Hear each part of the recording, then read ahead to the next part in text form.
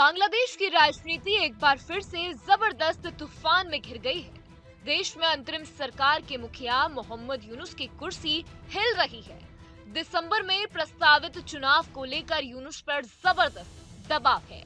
सबसे बड़ा दबाव बांग्लादेश के आर्मी चीफ की तरफ से आ रहा है और अब इस पूरे मामले में खुद पूर्व प्रधानमंत्री शेख हसीना ने भी मोर्चा खोल दिया है। शेख हसीना ने मोहम्मद यूनुस पर गंभीर आरोप लगाए हैं। उन्होंने कहा कि यूनुस बांग्लादेश को अमेरिका के हाथों बेच रहे हैं। इतना ही नहीं, उन्होंने यूनुस को आतंकियों का नेता तक कह डाला। शेख हसीना ने एक फेसबुक पोस्ट में लिखा, जब अमेरिका सेंट मार्टिन द्वीप लेना चाहता था तब मेरे पिता ने साफ मना कर दिया था। उन्हें इसके लिए अपनी जान गंवानी पड़ी, लेकिन यूनुस ने सत्ता में आते ही देश बेचने की तैयारी कर ली। शेख हसीना ने यूनुस पर देशभक्ति की आड़ में धोखा देने का आरोप लगाया।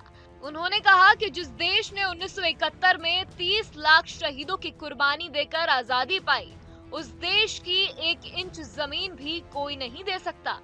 लेकिन अब यूनुस वही कर रहे हैं। एक समय था जब लोग उन्हें सर आंखों पर बिठाते थे, लेकिन आज वही व्यक्ति सत्ता में आकर आतंकियों से हाथ मिला रहा है और अमेरिका की गोद में बैठ गया है।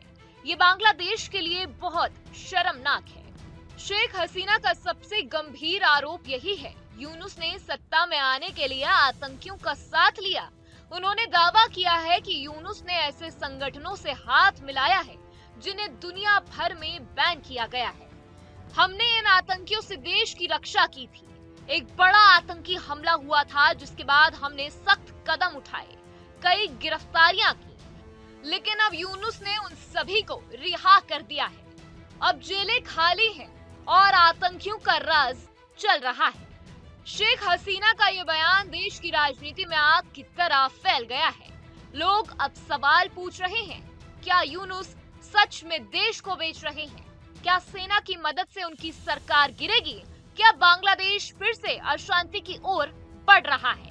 शेख हसीना ने ये भी संकेत दिया है कि अमेरिका की भूमिका संदिग्ध है।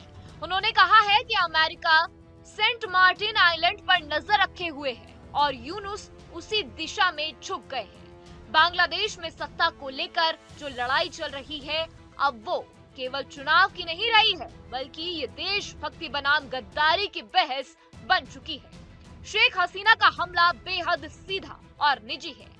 अगर सेना का दबाव बढ़ा और जनता का गुस्सा उभरा तो यूनुस की कुर्सी कभी भी गिर सकती है।